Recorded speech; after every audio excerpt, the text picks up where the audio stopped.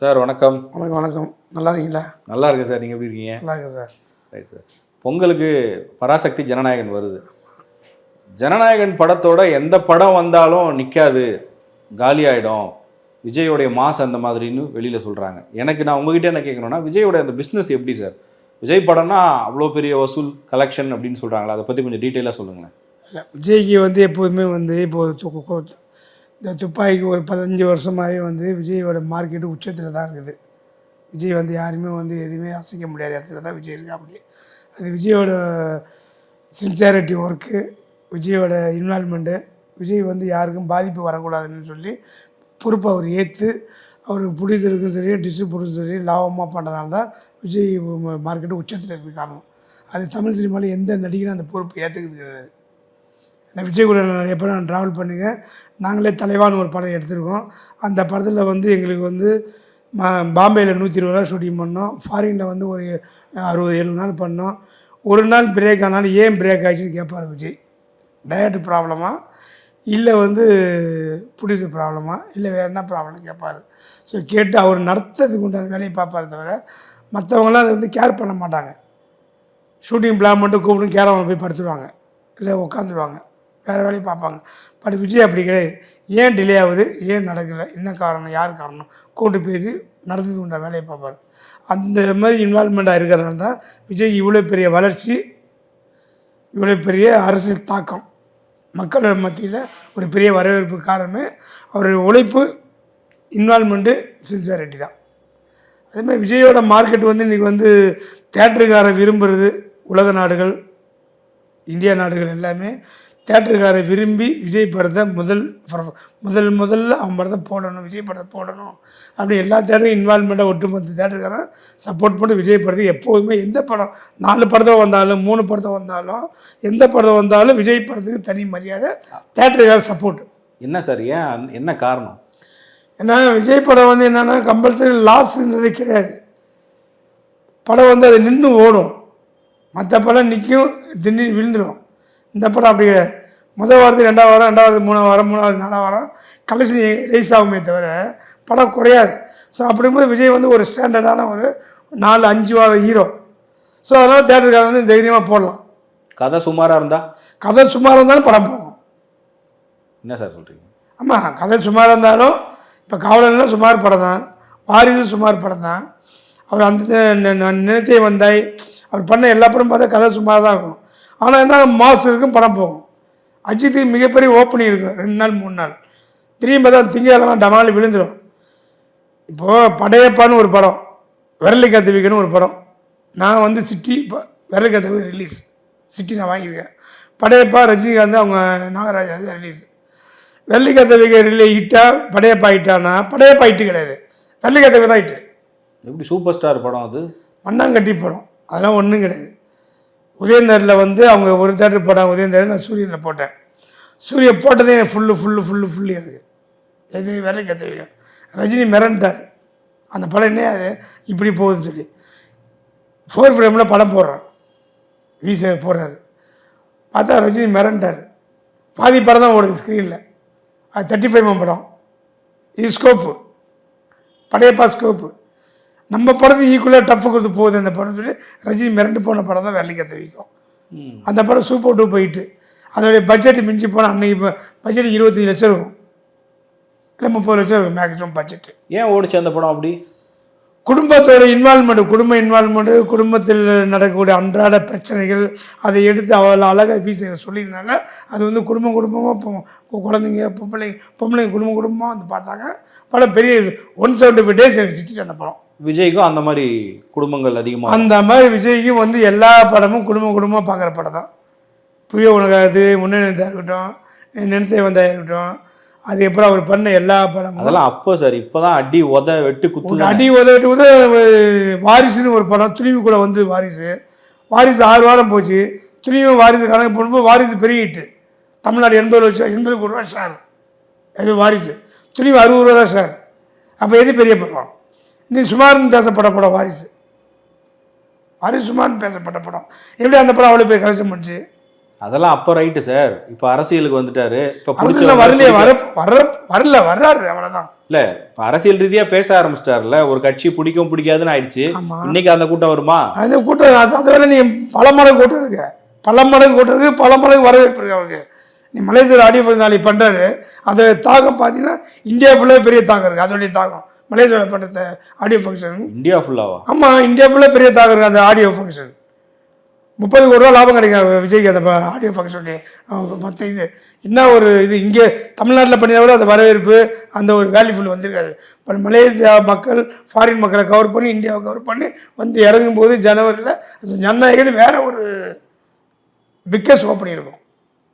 அதான் ராகுல்னு ஒருத்தர் வாங்கியிருந்தார் அந்த படத்தை. முதல்ல ராகுல் வந்து விஜய் சம்மந்தப்பட்ட ஆள். அவர் தான் குட்பார் அட்லி வாங்கியிருந்தார். அவர் தான் அந்த படத்தை முதல்ல வந்து அட்வான்ஸ் கொடுத்தாரு.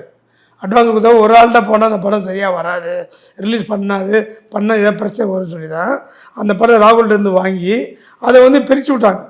நீ அந்த படத்தை வாங்கின எல்லாருமே சாதாரண ஆளே கிடையாது. ஜனநாயகம் படம் வாங்கின ஆளுங்க தமிழ்நாடு ஒட்டுமொத்த தேட்டரு அவங்க கண்ட்ரோலில் தான் இருக்குது. யார் சார் வாங்கியிருக்கிறது? அது வந்து north south SP Seenu city வந்து ஒரு புடிச்சு வாங்கியிருக்காரு.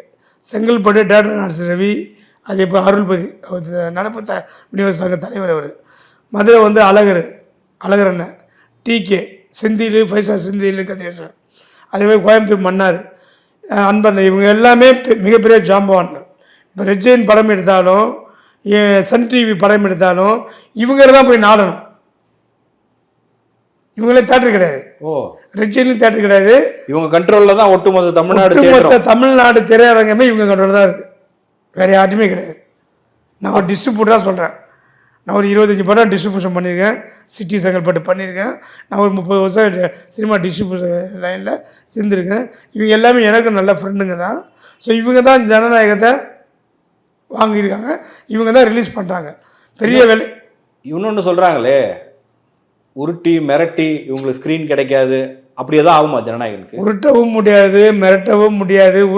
மிரட்டினா அவங்க தான் ஓடி போயிடுவாங்க, உருட்டுறவங்க தான் ஓடி போயிடுவாங்க. இந்த டீம் இந்த குரூப்பை ஒன்றும் பண்ண முடியாது. இன்னொன்று ஜனநாயகம் வந்து மிகப்பெரிய தேட்டர் பலம் கிடைக்கும். இன்னொன்று தேட்டருக்கார் வந்து என்ன விரும்புவாங்கன்னா விஜய் படம் தான் முதல்ல போடுவாங்க, விஜய்க்கு தான் இம்பார்ட்டன்ட் கொடுப்பாங்க. அதே இந்த தேட்டருக்காரர் எல்லாமே தான் அந்த படத்தை வாங்கியிருக்காங்க. முதல் நாள் ரைட்டு, 2வது நாள் யார் படம் வருது தெரியும்ல. அது அந்த படம் அவங்களுக்கு தான் பெரிய படம், இவங்களுக்கு பெரிய படம் கிடையாது. இவங்களுக்கு சாதாரண படம் தான் அது. அவங்க இவங்களோட தானே சார் பிஸ்னஸ் பண்ணணும். அதெல்லாம் இருக்க முடியும். அதெல்லாம் இவங்க என்ன தெளிக்க முடியும்? இவங்க என்ன பண்ணுவாங்க? இவங்க பகிச்சு என்ன பண்ணுவாங்க? இவங்களாம் என்ன பண்ண முடியும் சொல்லு? சினிமாவுக்கு குட்டித்தரானதே இவங்களால தான்.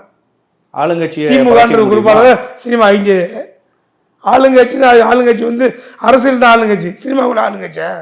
சினிமாவுக்கும் அரசியல், சினிமா வேறு அரசியல் வேறு. நீங்க பேசுறீங்க, பணம் போட்டு எடுக்கிறவங்க யோசிப்பாங்கல்ல. பணம் போடுவேன், நானும் படம் போட்டுருக்கேன், நானும் படம் வாங்கிங்க, நானும் எனக்கு இவங்களால லாஸ் ஆகிருக்கு. பட் அது என்ன கவலைப்படலையே. என் படத்தை ரெட் ஜெயின் தான் வாங்கினாங்க. கடமை சீன் ஒரு படம், எஸ் சூர்யா படம். கணக்கெல்லாம் கரெக்டாக கொடுத்துருவாங்களே அவங்க? கணக்கு கரெக்டாக கொடுப்பாங்க, ஓடனா தான் கொடுப்பாங்க, ஓடலாம் எப்படி கொடுப்பாங்க? அள்ளி கொடுப்பாங்க கையிலேருந்து. ஓடுற படம் யார்? அன்றைக்கே டிஆர் சொன்னார்.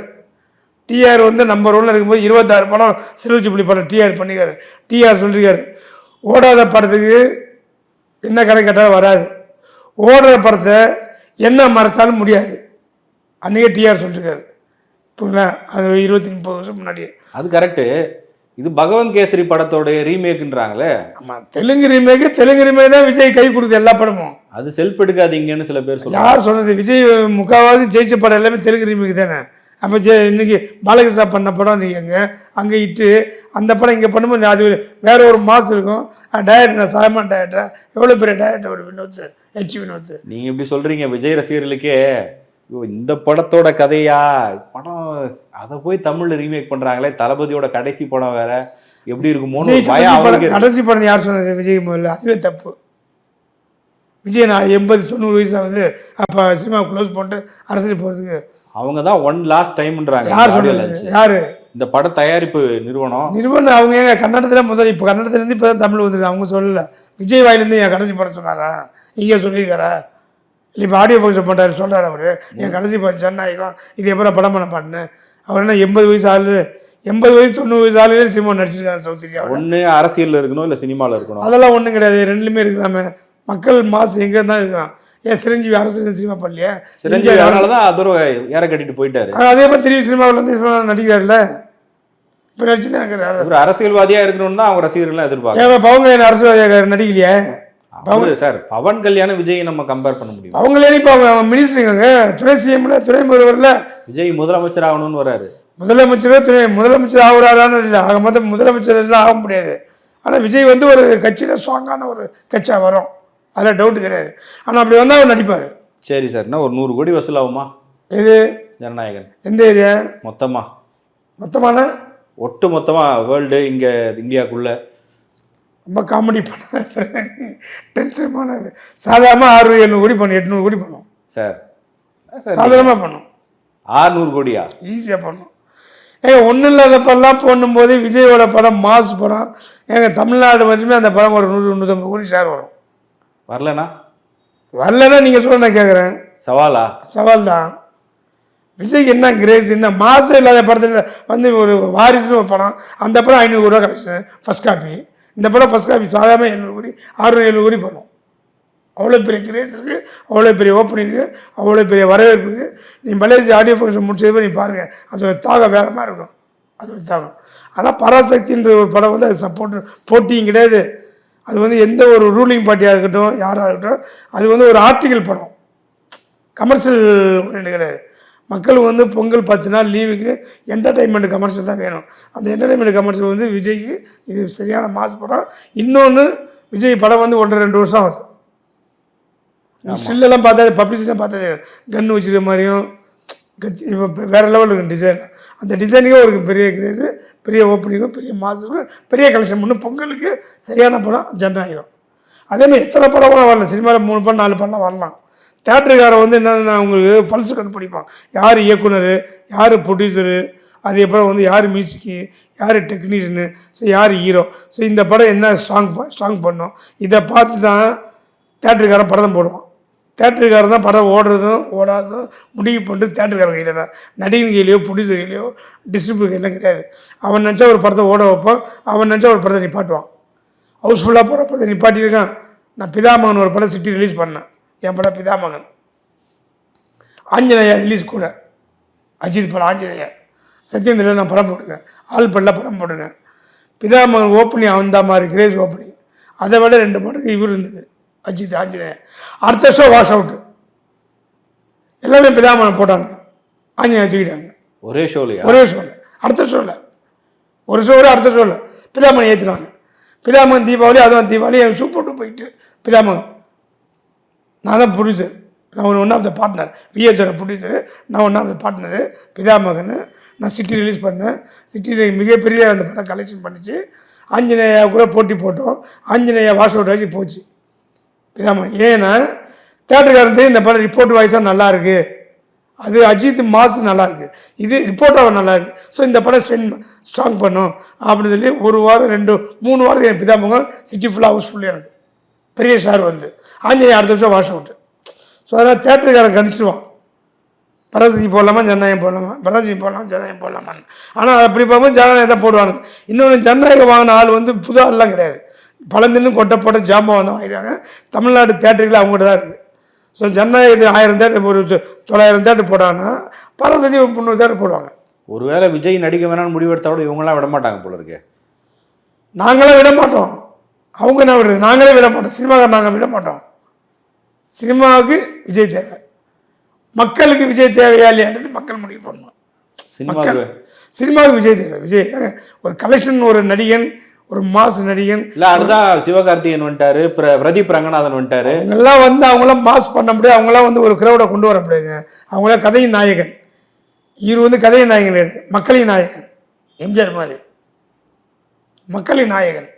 அவங்கள கதை இருந்தால் தான் படம் ஓடும், இவன் கதை இல்லைனாலும் படம் ஓடும். விஜய்க்கு தமிழ்நாட்டில் ஓடும், கேரளா, கர்நாடகா எல்லா ஊருமே ஓடும். கர்நாடகாவில் என்ன படம் ஓடல என்ன சொல்லுங்கள், கேரளாவில் என்ன படம் ஓடல, எல்லா படம் ஓடிங்க. கேரளா டிஸ்ட்ரிபியூட்டருக்கு போய் கேளுங்க. ஆந்திராவில் ஓடுமா? ஆந்திராவில் ஓடுமான்னு தெரியாது. ஆந்திரா தான் ரீமேக், ஏற்கனவே படம் பார்த்துட்டாங்க பகவந்த் கேஸ், அதான் அவங்க தான் ரீமேக் அங்கேருந்து பண்ணுறாங்கல்ல. பட் இந்த விஜயோட நடிப்புன்னு ஒன்று இருக்குல்ல, அதுக்கு ஒரு ரெஸ்பான்ஸ் பண்ணுறீங்கள. பொருள் கில்லின்னு ஒரு படம் பவங்கலியா பண்ண, இது மகேஷ் பாபு பண்ண படம், அது அங்கே சூப்பர் ஹிட்டு, இங்கேயும் இப்போ சூப்பர் டூ போயிட்டுங்க. இப்போ ரீரிலீஸ் பண்ணாங்க, 10 கோடி ரூபா ஷேர் அந்த படம். படையப்பா வந்து 3 கோடி ரூபா ஷேர். தமிழ்நாட்டு தியேட்டர்கள் படையப்பா 3 கோடி ரூபா. சும்மா கம்மியாக சொல்லாதீங்க, எவ்வளோ கூட்டம் வந்தது, நாங்கள் வீடியோலாம் பார்த்தோமே. எந்த படத்துக்கு? படையப்பாக்கு 3 நாளைக்கு மேலே படம் எங்கே ஓடிச்சு அந்த படம்? வெள்ளி சனி ஞாயிறு மேலே. கில்லி வந்து 3 வாரம் விளம்பரம் வந்து 3 வாரம் யூடியூப்பில் வந்து 3 வாரம் போஸ்ட் ஓட்டினாங்க. 3ஆவது வாரம் பேப்பர் விளம்பரம் ஏன்ட்ட இருக்கு காட்டுறேன். கில்லி 3 வாரம் ரீலீஸ் போச்சு. படையப்பா 3 நாள் தான் போச்சு. வெள்ளி சனி ஞாயிறு திங்கக்கிழமை படத்தையே காணும். வன்மத்துலலாம் பேசக்கூடாது சார். வன்மத்தில் பேச நம்ம வன்மத்தில் பேசல. நீ யூடியூப்பில் போய் பாருங்க, இல்லை பப்ளிசிட்டி ஒன்றா காட்டுறாங்க. எனக்கு என்ன வன்மம்? சினிமா மேலே வன்மெல்லாம் கிடையாது. சினிமாவை நேசிக்கிறாள், சினிமா நேசிக்கிறாள். சினிமா என்னை உட்கார வச்சு உங்கள்கிட்ட பேச வைக்கிது. 40 வருஷமாக சினிமாவில் இருக்கேன் நான். இப்படிதான் நானும் ஒரு 20-30 படம் எடுத்திருக்கேன். 30-40 படம் ரிலீஸ் பண்ணியிருக்கிறேன், டிஸ்ட்ரிபியூஷன் பண்ணியிருக்கேன். தேட்டர் அனுபவம் ஜாஸ்தி, சினிமா அனுபவம் ரொம்ப ஜாஸ்தி. அதே வன்மை என்ன, நான் இப்போ குஷின்னு ஒரு படம் ரீரிலீஸ் பண்ணாங்க, போடவே இல்லை. அது விஜய் படம் தானே.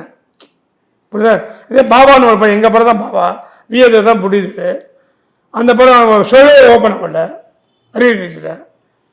இப்படிதான் அதை பார்க்கும்போது படையப்பா பரவாயில்ல. படையப்பா பார்க்கும்போது இது விட பரவாயில்ல.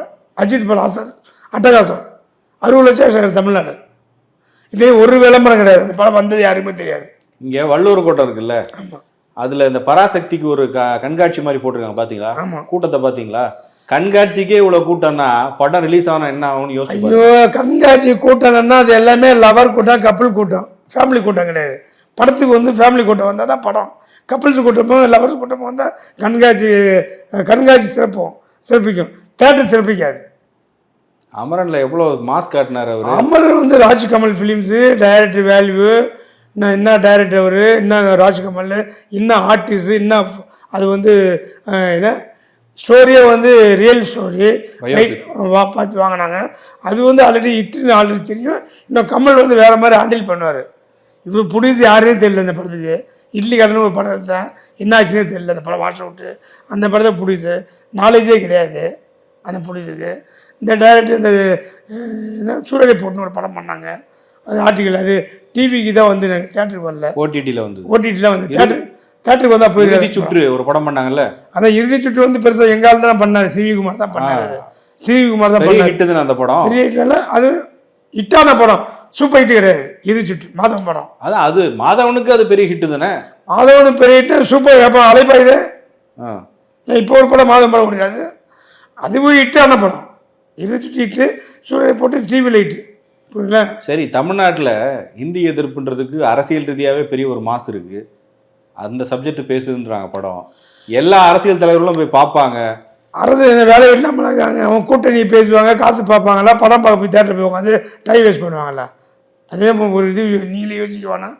அரசியல் கட்சி தலைவர் பார்த்து சப்ஜெக்டை டச் பண்ணால் தமிழ்நாட்டில் அது அரசியல் கட்சி பார்க்கறதுலாம் ஃப்ரீயாக தான் பார்ப்பாங்க, காசுக்கு தான் போய் பார்ப்பாங்க. தமிழ்நாடு வந்து டச் பண்ணால் விஜய் படத்துக்கு அப்புறம் தான் அதை போய் பார்ப்பாங்க. விஜய் படத்தில் ரிப்போர்ட்டை வச்சு ரெவன்யூ பார்த்து முடிச்சமாக போவாங்க. போடும் அந்த படம் ஓடாது சொல்ல. ஆனால் இந்த விஜய் அளவுக்குள்ள வராது. விஜயில் 30% அந்த படம் இருக்கும். என்ன சார், விஜய் படத்தில் 30% இருக்கும். 30%? ஆமாம்மா, 30%.